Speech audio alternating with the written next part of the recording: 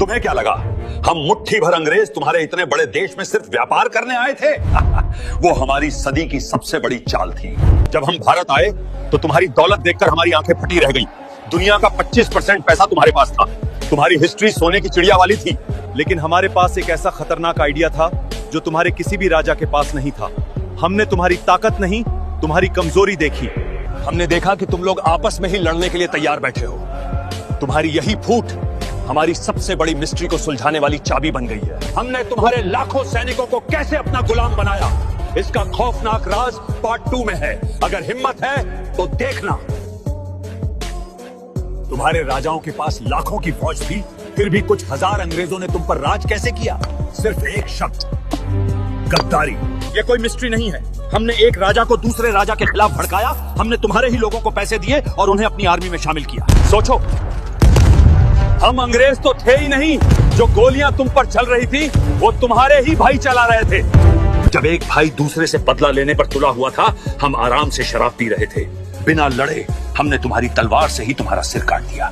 जमीन पर कब्जा तो हो गया, लेकिन हमारी सबसे खौफनाक चाल अभी बाकी थी। हमने तुम्हारी पीढ़ियों को हमेशा के लिए मानसिक गुलाम कैसे बनाया, इसका पक्का सबूत पार्ट 3 में मिलेगा। किसी शेर को हमेशा के लिए गुलाम बनाना हो तो उसे पिंजरे में मत डालो, उसकी याददाश्त मिटा दो। और हमने तुम्हारे साथ ठीक यही किया।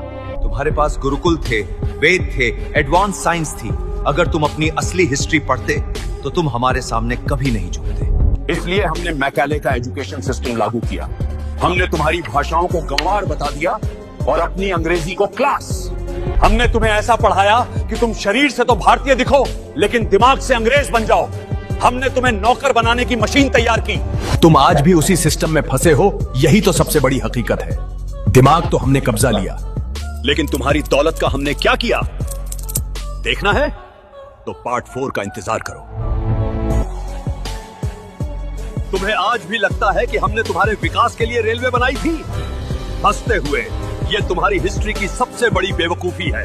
हमने ट्रेन तुम्हारे फायदे के लिए नहीं, बल्कि तुम्हारे जंगलों, खदानों और गांवों का सारा कच्चा माल बंदरगाहों तक तेजी से पहुंचाने के लिए बनाई थी।